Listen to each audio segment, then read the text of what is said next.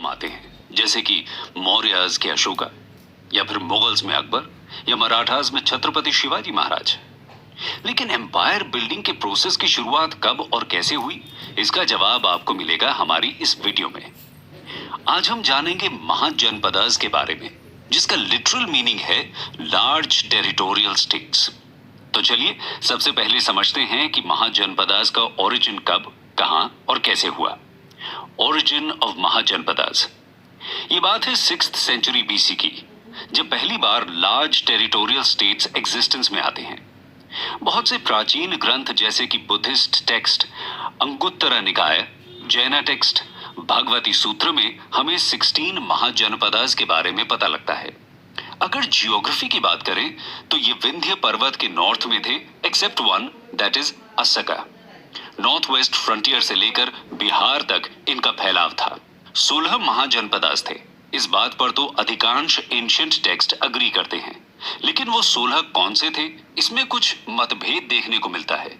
पर Buddhist text अंगुत्तरा निकाय में जो 16 महाजनपदास की लिस्ट मेंशन है, उसमें आते हैं काशी, कौसाल, अंग, मगध, वज्जी, मल्ल, चेदी, वत्स, कुरु, पांचाल, मत्स्य या मत्स्य, सुरसेना, असक, अवंती, गांधार और कंबोज। दोस्तों, ये तो थे 16 महाजनपदास के नाम। लेकिन 6th सेंचुरी बीसी में ऐसा क्या हुआ कि हम लार्ज टेरिटोरियल स्टेट्स यानी महाजनपदास का फॉर्मेशन देखते हैं? आइए जानते हैं नेक्स्ट सेक्शन में। Factors for the rise of mahajanapadas. Later Vedic period के टाइम से ही एग्रीकल्चर एक डोमिनेंट ऑक्यूपेशन बन जाता है और सेटल्ड लाइफस्टाइल पैटर्न की शुरुआत होती है।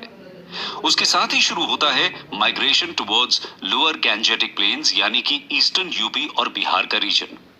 ये रीजन सोर्स था रिच आयरन माइंस का, जिसकी वजह से आयरन का यूज बहुत बढ़ जाता है इन एग्रीकल्चर एंड वेपनरी। और इसी की वजह से हमें एग्रीकल्चर में एक सरप्लस देखने को मिलता है। Other than wide spread use of iron, इस टाइम पीरियड में कुछ रिलीजियस डेवलपमेंट्स भी एग्रीकल्चर को हेल्प करते हैं, जैसे बुद्धिज्म और जैनिज्म जैसे सेक्ट्स का राइज होना, जो नॉन वायलेंस को सपोर्ट करते थे। इससे कैटल वेल्थ बढ़ती है, जो उस टाइम एग्रीकल्चर की बैकबोन थी। एग्रीकल्चर के बढ़ने से रूलिंग क्लास सरप्लस प्रोडक्शन को टैक्सेस के तौर पर कलेक्ट करना शुरू करती है, जिससे वो अपनी मिलिट्री और एडमिनिस्ट्रेटिव नीड्स को पूरा करती है। और दूसरी तरफ आयरन वेपन्स के बढ़ते प्रोडक्शन से वॉरियर क्लास भी पावरफुल होता है। ये मटेरियल एडवांटेजेस इनेबल करते हैं लोगों को अपने लैंड से लंबे समय तक अटैच होने में और साथ ही एक्सपैंड करने में भी। इनफैक्ट जनपदा का लिटरल मीनिंग होता है the foothold of a tribe, यानी एक ट्राइब का सेटल्ड लाइफ जीने के लिए भूमि लेना।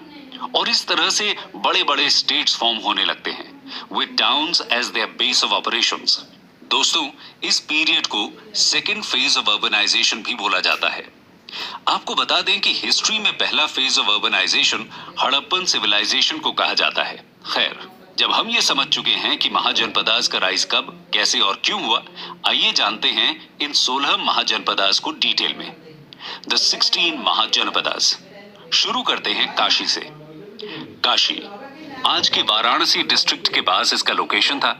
इसकी कैपिटल थी वाराणसी, जो गंगा और गोमती रिवर्स के बीच में थी। काशी अपने कॉटन टेक्सटाइल्स के लिए फेमस था। एंशिएंट इंडिया के जितने भी इंपॉर्टेंट रिलीजन थे, सभी किसी न किसी रूप में काशी से खुद को जोड़ते हैं, जैसे कि जैनास के 23rd तीर्थंकर,